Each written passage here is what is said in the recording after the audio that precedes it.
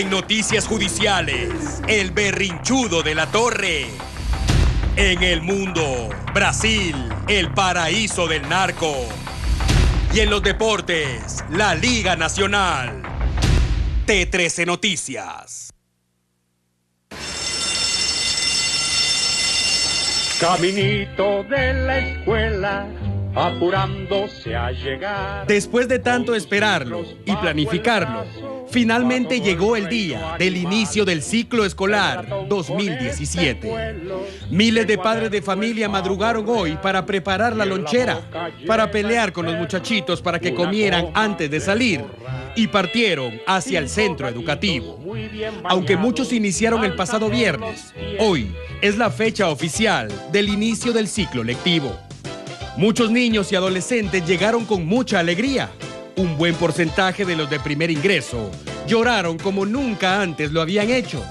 Otros llegaron con pereza y muchos más incluso repitieron el estreno de Navidad para que ese primer día de clases fuera inolvidable. El punto es que iniciaron las clases y con ello también la carga vehicular se convierte en una pesadilla mañanera. Importante recordar que desde hoy, si usted calculaba 20 minutos para llegar al cole o a la escuela, agréguele al menos 40 minutos más. Y para llegar al trabajo, misma situación, pero además del café y los panes con frijol, agréguele una buena ración de paciencia. Lo importante, amigo televidente, es recordar lo que sus padres le dijeron a usted. La mejor herencia definitivamente es la educación. Dele a sus hijos lo mejor que usted pueda. Un buen colegio, que por cierto en Guatemala es sinónimo de caro, no garantiza que mañana su retoño se convertirá en un profesional. La lección de la vida empieza en casa y en las aulas solo se ofrecen datos extra que finalmente sirven para profesionalizarse. Ustedes, estudiantes, aprovechen la oportunidad de aprender.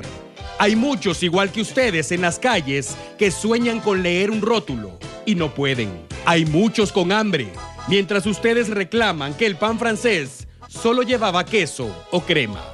Aliméntense bien, hagan la tarea, estudien, lean y busquen siempre mejorar su calidad de vida y la de su familia. En este país, tengan claro que en Guatemala, un título universitario no es garantía para obtener un trabajo suave y bien pagado. Para nada, muchachos. Pero es peor si no tienen ese cartón. En otras palabras, estudien, pero recuerden por sobre todas las cosas, ser buenas personas. La actitud es determinante para alcanzar el éxito. Del ciclo escolar, si les da pereza levantarse temprano, ni se preocupen. La buena noticia hoy es que ya solo les quedan 179 días de clase.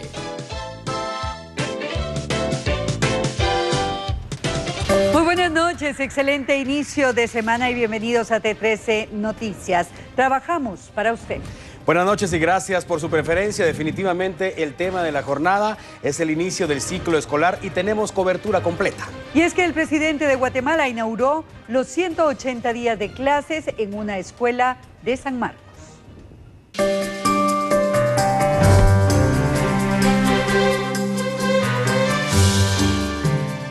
Les quiero hacer una promesa.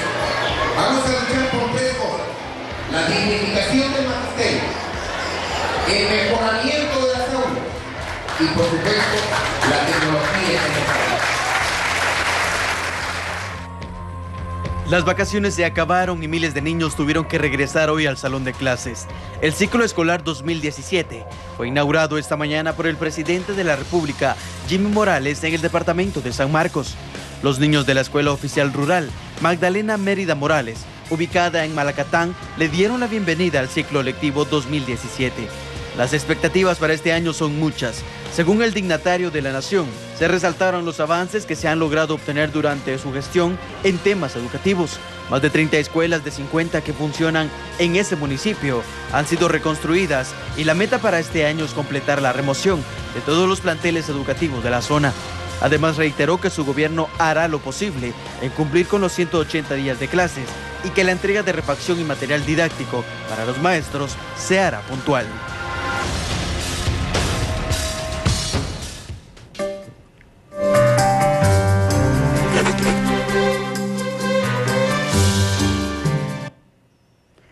La mala nota de la jornada fue protagonizada por padres de familia y estudiantes que reclaman la falta de maestros en centros educativos públicos. Mientras unos iniciaron el ciclo escolar en un salón de clases, otros lo hicieron con pancartas en mano bloqueando carreteras. Alumnos, padres de familia y maestros participaron en 2 manifestaciones en cercanías de la capital. En la 9ª calle y 4ª avenida, donde se ubica el puente Santa Marta en la zona 5 de Misco, un grupo de estudiantes y sus encargados protestaron por la falta de maestros. Lo que estamos pidiendo es que el Mineduc cumpla con mandar maestros a las escuelas. ¿Qué escuela es? La Germán Alcántara, oficial número 71 de la colonia Santa Marta, porque no tenemos 5 maestros para 5 grados. ¿Podríamos saber qué maestros son, si es de alguna clase en específico o qué grados? Son de los grados de 2º, 3º, 4º, 5º y 6º. Esta situación provocó complicaciones en el tránsito. Se formaron largas filas de vehículos, lo que generó contratiempos para cientos de guatemaltecos. Una situación similar se vivió en Villanueva. Estudiantes y padres de familia de la escuela El Calvario bloquearon el kilómetro 14.5 de la ruta al Pacífico, exigiendo la misma demanda: contratación de maestros. ¿Cuántos estudiantes tiene el establecimiento educativo y cuántos maestros hay actualmente? Un aproximado de 300 niños y maestros. Nos hacen falta maestros para 3 grados específicamente y para la telesecundaria por la tarde. Hay muchos niños que no van a recibir clases ahorita porque no hay maestros.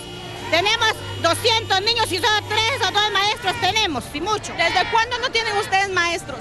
3 años de que no tenemos maestros. Ya hemos ido a pedir y no nos dan. Hoy estamos exigiendo y si no nos escuchan no lo vamos a quitar de aquí. Y si no, vamos a llegar hasta donde tengamos que llegar a exigir que queremos maestros. Luego de dialogar con la Policía Nacional Civil, los manifestantes se retiraron a eso del mediodía, pero con la advertencia que de no ser contratados más maestros para la escuela, bloquearán nuevamente la ruta.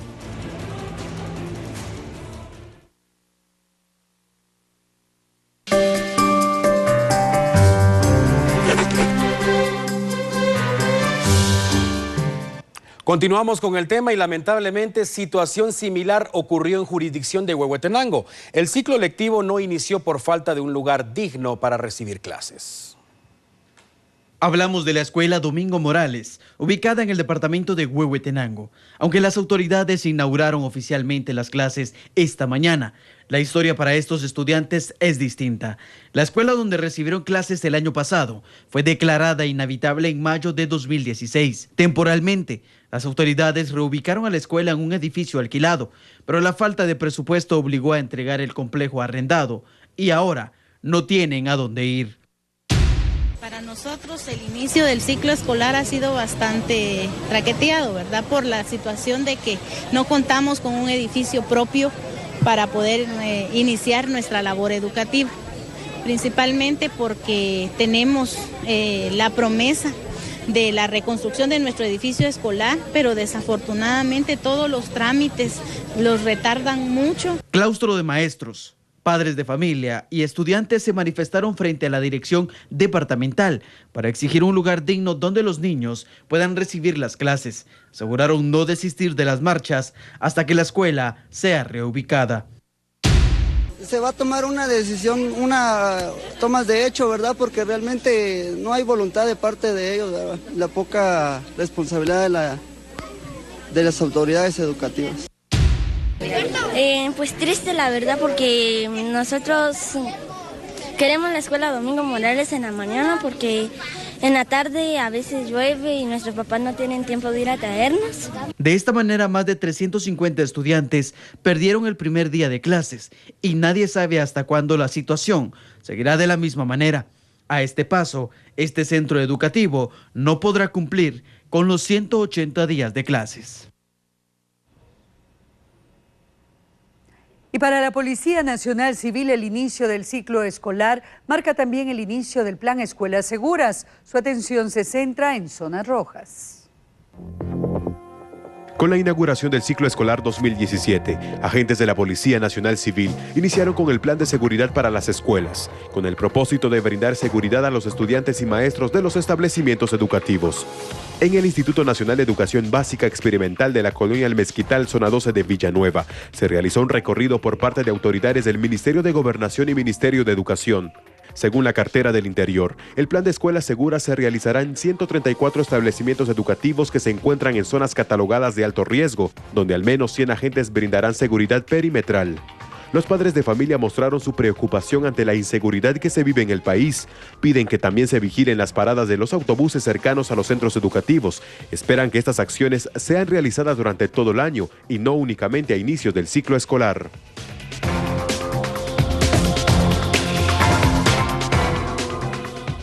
Vamos ahora a jurisdicción de Retalhuleu. Padres de familia, estudiantes y maestros se levantaron temprano para iniciar las clases. Lamentablemente, los delincuentes llegaron primero a la escuela.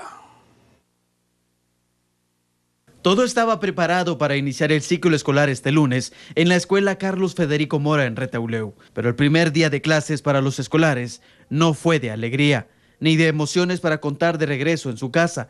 Sus ilusiones fueron truncadas por delincuentes que saquearon el establecimiento educativo. Nos entraron a robar, ¿verdad? Y en todo lo que es la dirección y unas aulas y un dinero que estaba de la colaboración de padres de familia. Pues la computadora, la impresora y unas cosas personales que yo tenía ahí, ¿verdad? Que son lociones americanas y alhajas, si usted puede ver, ahí están tiradas todavía unas alhajas. Ya tenían listo lo que es el aparato de sonido, ¿verdad? Y la grabadora y el cilindro de gas, ya para regresar hoy en la noche, pienso yo, y también aquí a la par, ahorita se está dando cuenta la directora que también entraron ahí. Los docentes se sorprendieron al notar el desorden causado por el robo. Piden a las autoridades se les asigne un guardián para la escuela, para prevenir que continúen los robos. Nos percatamos porque en la entrada está el aparato de sonido que yo tengo, las bocinas, se llevaron sillas de mi aula, de las que se dan para el salón. Cuando vienen, hay reuniones de padres de familia, se llevaron mis engrapadoras de pared, material, ventilador, todo está alborotado en mi clase. Los saqueadores aprovecharon el fin de semana para ingresar al lugar, violentar las puertas de 6 aulas, incluyendo la dirección, y saquearon equipo y pertenencias. Las pérdidas ascienden a 20,000 quetzales.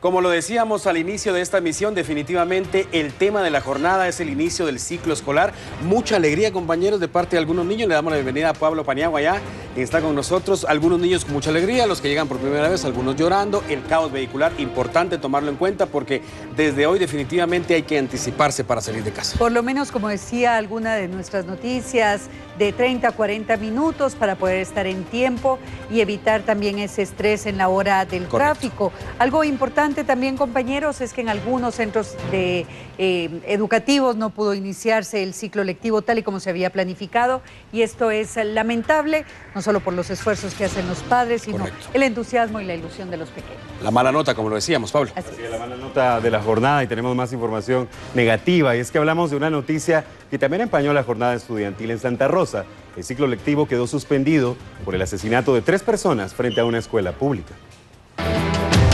Los cuerpos de 3 hombres estaban tirados frente al portón de la Escuela Oficial Urbana Mixta para Niñas de Pueblo Nuevo Viñas. Presentaban heridas de bala y su muerte significó conmoción en ese municipio de Santa Rosa. Justamente, ocurrió en el inicio del ciclo escolar 2017 y a unos cuantos metros de un centro educativo, y son motivos suficientes para que padres de familia estén preocupados por la seguridad de sus hijos. La versión de la Policía Nacional Civil relata que anoche se celebraba la feria local y 2 de las víctimas, quienes eran hermanos, intentaban convencer a una mujer para que bailara con ellos, lo cual ocasionó que 2 sujetos a bordo en una motocicleta se acercaran y los atacaran a balazos. Una tercera víctima fue atacada con arma cortante en el cuello. Tras este triple crimen, las clases en el establecimiento educativo fueron suspendidas durante la jornada matutina. Maestros y padres de familia hicieron un llamado a las autoridades para que refuercen la seguridad por el incremento de la violencia en ese municipio. Ya estamos de regreso y lo hacemos con una actualización informativa. Nuestro compañero Samuel Orozco da cobertura a un hecho sangriento ocurrido en ruta hacia El Salvador con saldo trágico. Samuel, buenas noches. ¿Cuál es el reporte a esta hora? Pablo, muy buenas noches. Nos hemos trasladado a la jurisdicción de San José Pinula. Aquí se ha reportado un ataque armado, el cual ha dejado una persona fallecida y otra más herida. Estamos ubicados precisamente en el encuentro entre San José Pinula y la entrada hacia el lugar conocido como Ciénaga Grande. Es el Cuerpo de Bomberos Voluntarios quien ha cubierto la emergencia, ha trasladado a una persona. Ya se encuentran las personas identificadas y es por ello que se encuentra conmigo también Julio Sánchez de Bomberos Voluntarios. Buenas noches. ¿Cuál es el informe? Buenas noches. Así es, ampliando esta información, queremos dar a conocer que un incidente armado se produce sobre el kilómetro 21.5, ruta hacia San José Pinula, específicamente sobre la cuchilla de ingreso a Ciénaga Grande. En este lugar, bomberos voluntarios de la 127 compañía han auxiliado a un joven, el mismo identificado como Janie Arnoldo Herrera Velázquez, de 21 años, quien presentaba 2 impactos de bala en el glúteo derecho. Luego de brindarle los primeros auxilios, fue trasladado hacia el Hospital San Juan de Dios. En el lugar también se localizó a otro joven identificado como Mikey Gudiel Herrera Velázquez, de 22 años. Esta persona, al ser evaluada, se le localizaron varios impactos de bala, los cuales ya le habían quitado la vida, por lo que el hecho quedó a cargo de las respectivas autoridades. Muchísimas gracias, Julio Sánchez, y es que también quiero informarles, al momento que ocurre este ataque armado, pues hemos observado en la escena del crimen que se encuentra una bicicleta en la cual posiblemente ellos se trasladaban. Sin embargo, todavía no se ha dado a conocer la hipótesis preliminar de qué es lo que ha llevado a que se realice este crimen. Lo que tenemos entendido por parte de las autoridades de la Policía Nacional Civil es que ellos escaparon con rumbo al centro de San José Pinula y se hace un rastreo para intentar localizarlos. Es por ello de que pues nosotros ya hemos pues contactado con ellos y la otra persona todavía se encuentra en estado bastante estable allá en el Hospital Roosevelt. Esta es la información preliminar que se tiene en cuanto a que podría ser posiblemente una venganza personal. Sin embargo, serán las autoridades del Ministerio Público y PNC de determinar qué es lo que ha ocurrido en este crimen. Pablo. Buenas noches, Samuel. Lamentable la información desde Ruta El Salvador, ya lo decía, específicamente San José Pinula, una persona fallecida y uno más herido. Lamentable información a esta hora de la noche. Y además la jornada ha sido marcada por hechos sangrientos. También nuestro compañero Juan Pablo Garrido se encuentra dando cobertura en otro punto de la ciudad con otro hecho sangriento. Así que, Juan Pablo, te saludamos. Buenas noches. Adelante con los detalles.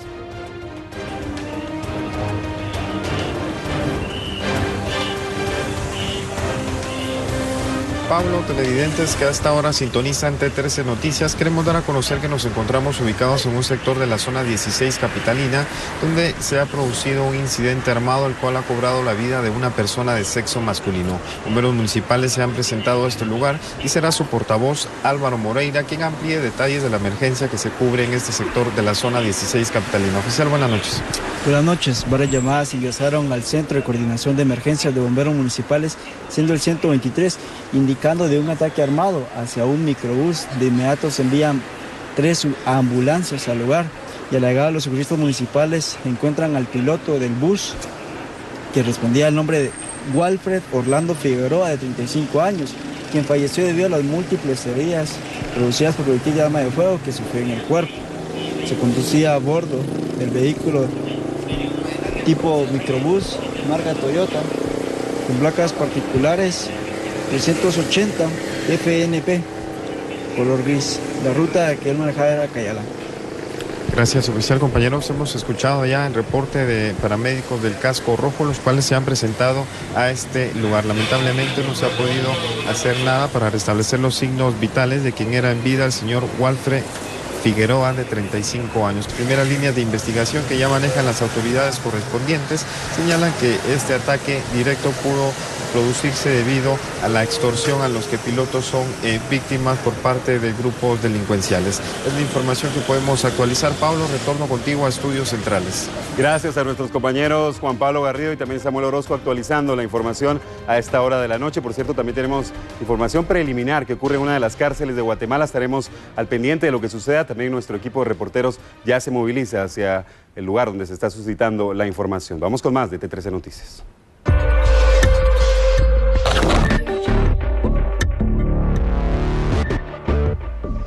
Después de la actualización informativa, ahora vamos al interior del país. Mucha atención porque un violento torbellino dejó sin techo un inmueble ubicado en jurisdicción de Quiché. Definitivamente esta es una muestra de que contra la furia natural es incontenible. La magia del cine permite incluso disfrutar de un tornado, sentado en la butaca con la cubeta más grande, nachos, gaseosa y alguna otra chuchadita. Pero si vemos imágenes reales de un fenómeno natural como este, la cosa es distinta. Un tornado es sinónimo de destrucción y no hay fuerza humana capaz de detenerlo. La única opción, definitivamente, es esconderse. Lo bueno de vivir en Guatemala es que nuestra posición geográfica y la cantidad de montañas que nos rodean no permiten que un tornado prospere y avance. Es más, ni siquiera se forman. O bueno, al menos eso pensamos muchos. Prepárese, porque este video captado en Quiché muestra lo contrario. Aunque no tiene la magnitud que alcanzan en otros países, y aunque aquí le decimos remolino, definitivamente esto es un tornado. Algunos patojos jugaban la chamusca cuando fueron sorprendidos por este fenómeno en la zona 5 de Santa Cruz del Quiché. Algunos parece que no se asustan.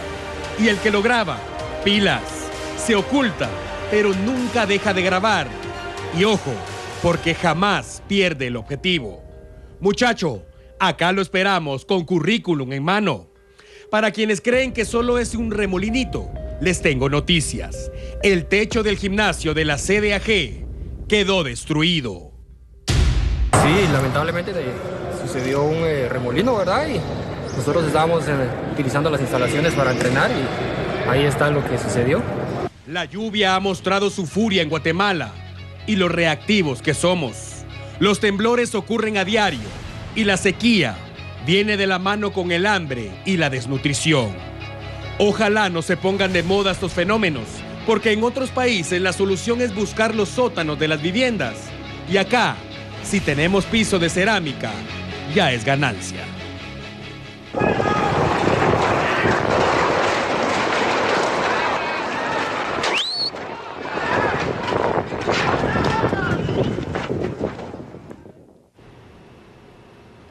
Y ya que hablamos de fenómenos naturales, la CONRED ofreció datos sobre el total de personas que han sido albergadas y también le pondremos al tanto sobre el pronóstico del tiempo para los próximos días.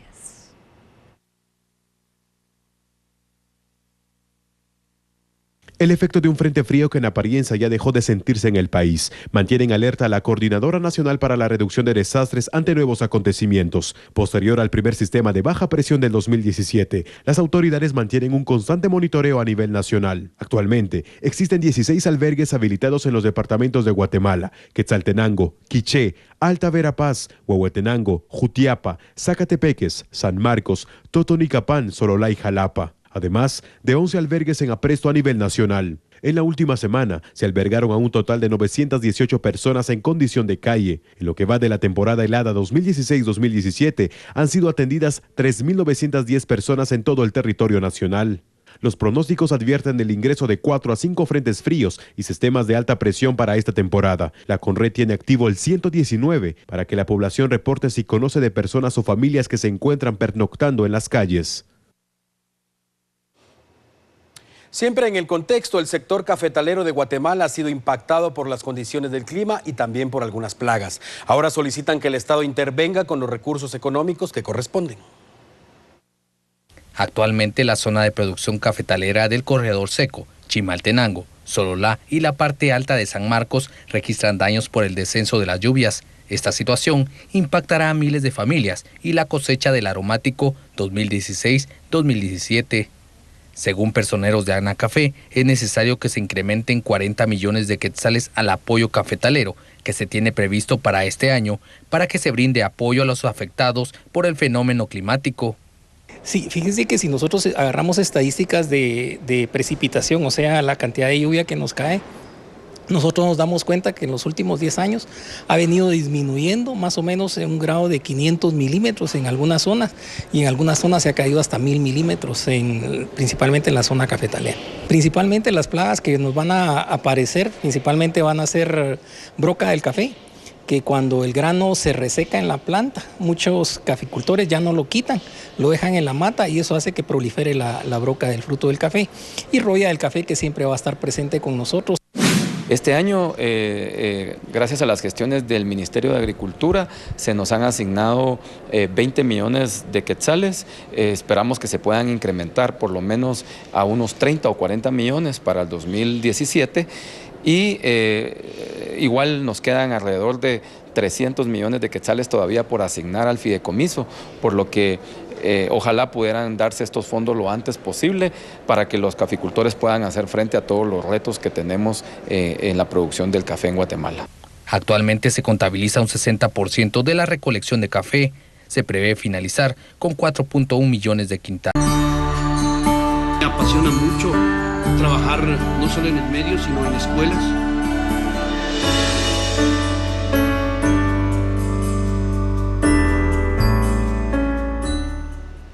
Gracias por continuar con nosotros en esta noche de lunes. Hoy presentamos un reporte especial sobre un hombre que se ha convertido en un ejemplo de superación. La discapacidad visual no permite disfrutar muchas cosas bellas de este mundo, pero en cambio provoca que quienes la padecen agudicen el resto de sus sentidos. Luchen y figuren también como pocos lo hacen. Acomódese y conozca la historia de Chemanuel, en voz de nuestro compañero Carlos Andrino. Esta noche conoceremos la historia de Byron Emanuel Hernández, mejor conocido en los medios de comunicación como Chemanuel. Chemanuel nació un 7 de noviembre de 1982. Actualmente tiene 34 años y se desempeña como periodista en un medio radial. Todos los días viaja en bus de su casa en la zona 6 de Misco hasta la zona 1 capitalina, donde se ubica la estación de radio. Emanuel es no vidente. Lo acompañamos hasta su trabajo, donde nos permitió ver cómo se desenvuelve y realiza sus noticias día con día. Los artistas que han dado a conocer su talento con este tipo de género grupero han sido Lola Beltrán. Su pasión por la radio surgió desde que apenas era un niño, según lo recuerda su madre. Me grababa los cassettes con grabaciones del partido de fútbol, con narraciones que él mismo hacía travesuras con los cassettes y las radios. Un sueño hecho realidad. Emanuel lo cumplió y su madre recuerda aún con alegría la primera vez que lo escuchó en la emisora radial. Ay, ya me moría. Ese es mi hijo, dijo don Chente. Sí, eso fue para mí muy emocionante, porque él estaba cumpliendo un sueño. Emanuel nació por un milagro de Dios. Su madre a los 5 meses de gestación tuvo complicaciones y tuvo que ser asistida para traerlo al mundo. Durante varias semanas permaneció en incubadora. El recibir oxígeno artificial y la negligencia médica provocó desde allí la pérdida de su vista. Sin embargo, al respirar profundo y asimilar la situación, inició un proceso de formación.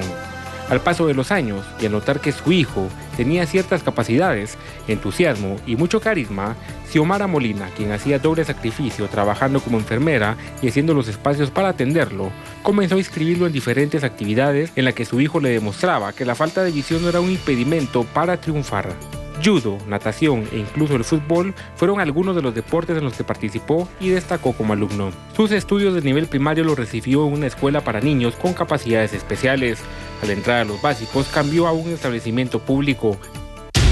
Y tuve un pequeño encontronazo con alguien, ha sido el único que he tenido hasta hoy en la escuela regular, por temor. Derivado a ello, de ese pequeño encontronazo, las autoridades de la escuela me mandaron a estudiar judo. Ahí tuve la oportunidad, estudiando judo, de tener la oportunidad de viajar a Madrid, España, en 1998, a adquirir más conocimientos sobre defensa personal.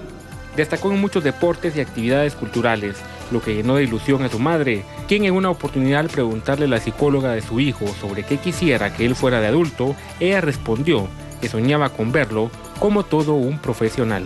Sin embargo, la reacción de la psicóloga le partió el corazón.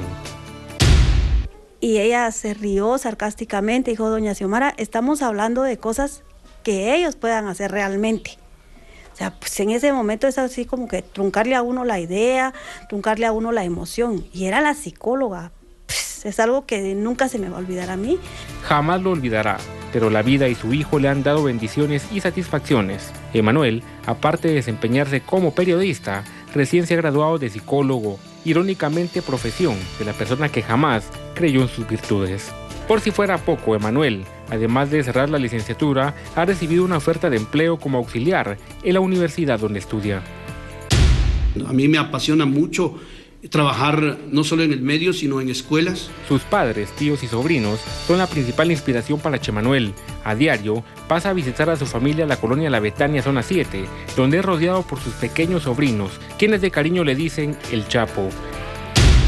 Nos sentimos orgullosos, por decirlo así, que él ha sido una persona de ejemplo para los demás, ¿verdad? O sea, para él no hay ningún obstáculo en el camino que lo pueda desviar de donde él ha sobresalido, gracias a Dios. Pues. La vida profesional está teniendo sus recompensas y Emanuel está claro de ello. Ahora, a sus 34 años, ya tiene otro sueño y dentro de ellos está el de formar una familia. Mi sueño es casarme con una maestra, ya sea de educación primaria o preprimaria, y juntos pues dar enseñanza al que no sabe y ayudar al que pues desea aprender. Además de su pasión por el periodismo y la psicología, Emanuel también tiene otra pasión o un pasatiempo, en este caso tocar los instrumentos musicales. Emanuel, coméntame acerca de ese instrumento, tiene un nombre especial. Efectivamente, Andrino, yo también toco el requinto. Mi abuelita Irma Rodas, que en paz descanse, ella me decía, poneme mi música. Y yo le ponía la música. Derivado a ello fue que aprendí a escuchar a los Tres Reyes, a los Panchos, Tres Diamantes.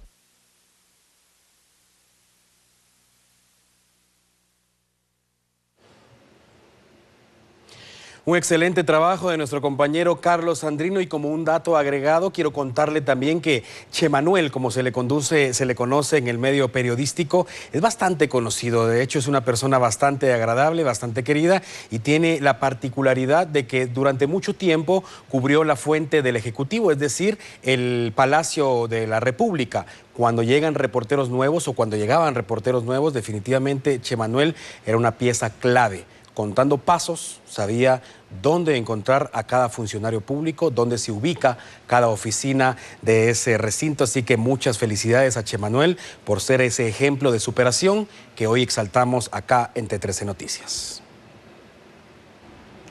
Y por supuesto, reconocer la pasión con la que hace este trabajo al que le pone tanto amor y empeño. Y para continuar con el tema, buscamos la postura del director de una organización que vela por los derechos de las personas que sufren alguna discapacidad. En nuestro país ese sector no es tomado en cuenta y es importante que promovamos cambios significativos en el ámbito nacional.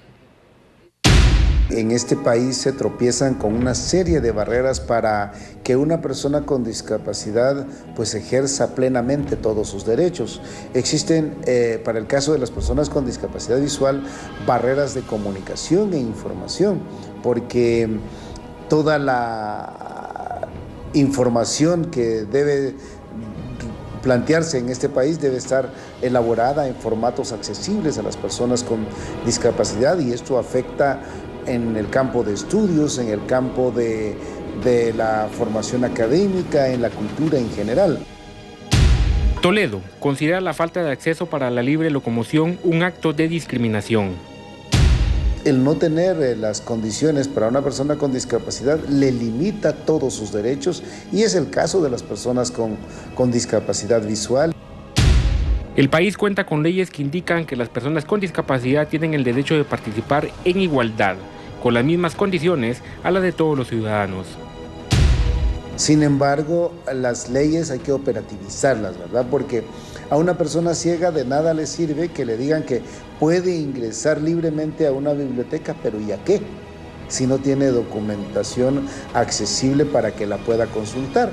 Entonces, sí tenemos que reconocer que hay avances legislativos, pero también hay que operativizar estas leyes.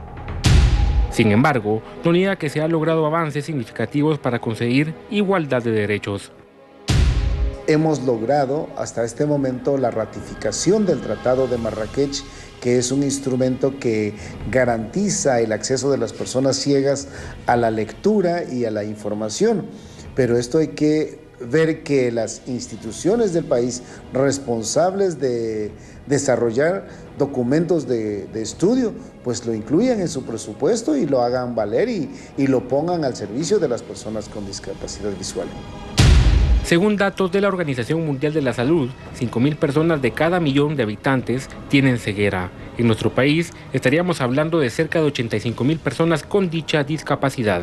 La cifra es superada por personas con baja visión, vulnerables a la pérdida de la vista, ya que los datos indican que existen más de 20.000 por cada millón de habitantes. Sí tenemos que decir que en el país, el último recuento que hicimos nosotros, pues es que no existe o existe alrededor de por lo menos unas 500 a 600.000 personas con deficiencias visuales. Entre los obstáculos y limitantes que viven las personas con discapacidad visual, existe uno que es para ellos de lo más preocupante. Tenemos que hablar del transporte público. El transporte público, aunque se diga que es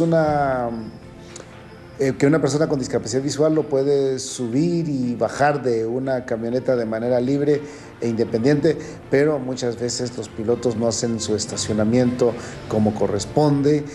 A veces cuando una persona ciega va llegando hacia el estribo de la camioneta, pues el piloto arranca. Se encuentran muchas veces con obstáculos en la vía pública que limitan su locomoción, y a eso tenemos que agregar la mala educación vial que existe en el país.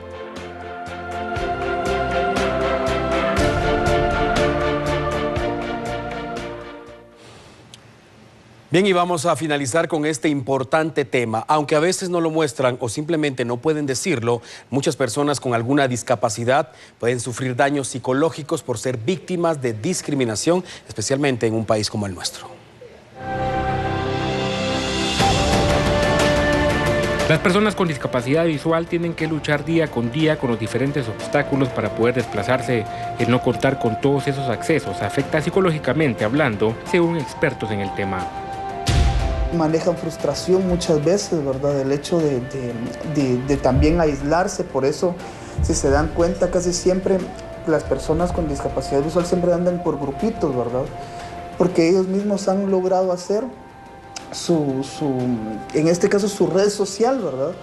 Y ellos mismos se ayudan, ellos mismos se van de viaje, ellos mismos disfrutan y todo eso. Pero también tenemos que darle la oportunidad a las personas no videntes a saber de que ellos pueden seguir adelante con sus vidas, ¿verdad? La discriminación existe para ellos y la misma sociedad es quien la promueve desde los diferentes espacios.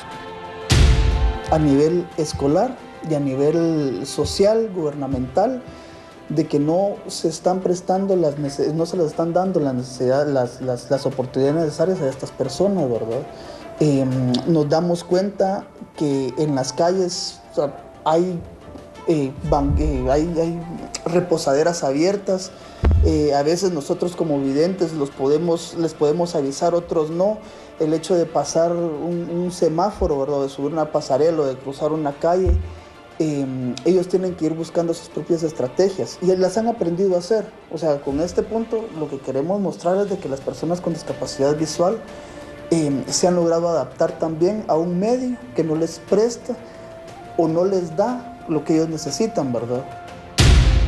Según el profesional, todos como sociedad tenemos que aportar o incluirnos para facilitarles a las personas con discapacidad y hacerles valer sus derechos. ¿Qué estamos haciendo como profesionales? ¿Qué están haciendo los diputados? ¿Qué están haciendo, en este caso, el presidente? ¿Qué están haciendo las escuelas, verdad? Muchas personas con discapacidad sufren cierta frustración y no precisamente por su discapacidad, sino que por la discriminación a la que son sometidas por la misma sociedad. Es una situación bastante complicada con respecto al área laboral. O sea, no le podemos dar trabajo porque tiene una discapacidad. Por eso estamos hablando. También invitamos a las personas con discapacidad de que se informen, ¿verdad?, de sus derechos. Porque actualmente en Guatemala todas las empresas tienen la obligación de por lo menos tener una persona con discapacidad. Las escuelas tienen la obligación y colegios de tener y de poder aceptar en sus centros educativos a personas con discapacidad, ¿verdad? O sea, esto poco a poco se ha ido abriendo el espacio y esto gracias a los padres principalmente, a las personas con discapacidad, o sea, a los padres de personas con discapacidad, a las personas con discapacidad, a instituciones que han estado luchando por esto, ¿verdad? Al volver, T13 Deportes. Y más adelante, el berrinchudo de tribunales.